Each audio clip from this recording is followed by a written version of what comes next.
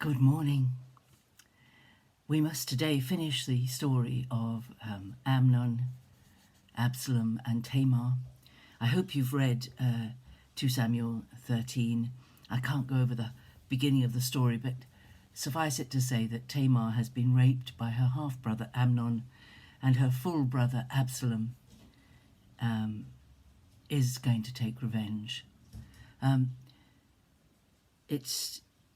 It's very sad. It records in verse 21 that when David heard what Amnon, his eldest son, had done to his half-sister Tamar, he was very angry, but he actually didn't do anything about it.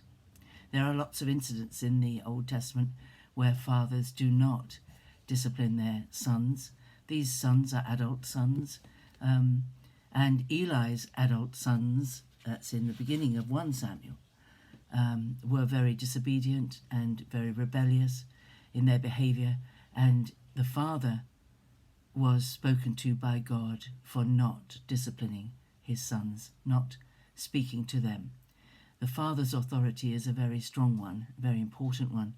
And here the father, David, does not take his son to task. He is angry, but he does not punish Amnon. And he does not apparently do anything to support Tamar. Tamar has gone to live in the house of her full brother Absalom. And for 2 years, the two brothers do not speak. And this matter must have been in the forefront of Absalom's mind those 2 years. Because every time he went back into his house, there was Tamar, his disgraced sister, who could not be married to anybody because she was soiled goods. Very sad, but that's the way it was. There was no comeback for her. There was no provision for her by David. There was no punishment for Amnon. Whether David thought, well, I'm hardly a person to discipline Amnon after the way I behaved. Maybe he thought like that. Maybe he did say something, and Amnon said, who are you to say anything to me after what you did with Bathsheba and Uriah? Anyway, the trouble with something that is not dealt with properly is that it festers. And I think this incident with Tamar is described so completely because it sowed the seeds of rebellion in Absalom's heart. My father can't execute justice properly. I can do it better than he can do it. If he won't do anything, I will do it. He did wait 2 years, and I think that those 2 years was the opportunity for David to do something, but he didn't. And it changed Absalom forever. Now, his love and devotion to his sister was very good, but his actions against his brother, Amnon, his half-brother, were not. So 2 years after this incident, Absalom has sheep shearers in, and as probably was customary, when the sheep shearers had done their work and the harvest of wool was in, you would have a big celebration. And Absalom uses this as a pretext to invite all the sons of the king to his house, including Amnon. And then he says to his servants, when Amnon is merry with wine, strike him. Don't be afraid, I've commanded you. And they did that, and Amnon is killed at this feast. And everyone, all the other king's sons, flee, terrified that they will be included in this act. But he was not after killing anybody else. He simply wanted to kill Amnon. His hatred for him had grown. His disgust of him had grown. The fact that Amnon had done nothing to support Tamar either probably added to the festering sore that Absalom had in his heart. And the important thought I have today is that when things happen to us, and nasty things do happen to us, people do horrible things to us, or to someone we love very dearly, we have to deal with it.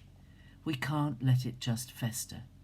We have to either, well, the biblical way is to go to the person and confront them and speak to them. If that's not possible, we need to take it to God and leave it to God. Paul says that we should, Jesus says it too, we should love our enemies, those who despitefully use us. We should love them. We should feed them. We should look after them. We should leave the vengeance to God, the judgment to God. We should leave that to God. It's not our place to exact vengeance on anybody, whatever they have done to us. It's not our place.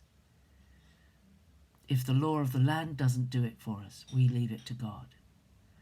But we have to deal with the emotions in our hearts. We must not let these things fester, because a root of bitterness inside of us twists us. It doesn't do anything to the person who's wronged us or wronged the person we love. It doesn't damage them at all. This is why Jesus so clearly says in the Lord's Prayer and in his teaching about praying that we must forgive those who have sinned against us, because it doesn't damage them, it damages us. Unforgiveness damages us. So today's thought is there anyone in my life, however long ago it might be, who did something to myself or someone I care about, against whom I hold unforgiveness?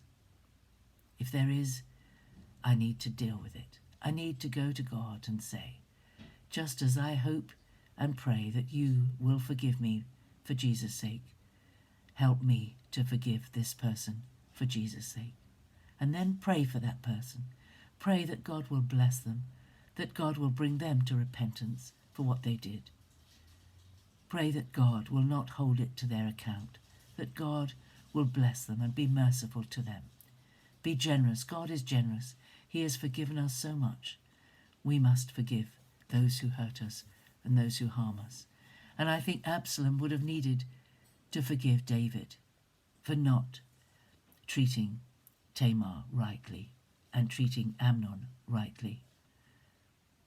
Absalom needed to forgive his father, and I don't think he ever did, because his actions show how much he had come to despise his father and dishonour his father. It twists us, you see. It's not the person. It twists us. The bitterness. It changes us on the inside. It hardens our heart to God. We need to be forgiving in every aspect of our lives. That's my thought for today. Do read the end of the chapter. We'll finish off this story tomorrow, and we'll go on to the next chapter in David's life. God bless you. Have a great day. Think about it seriously. Unforgiveness is big business. Very important.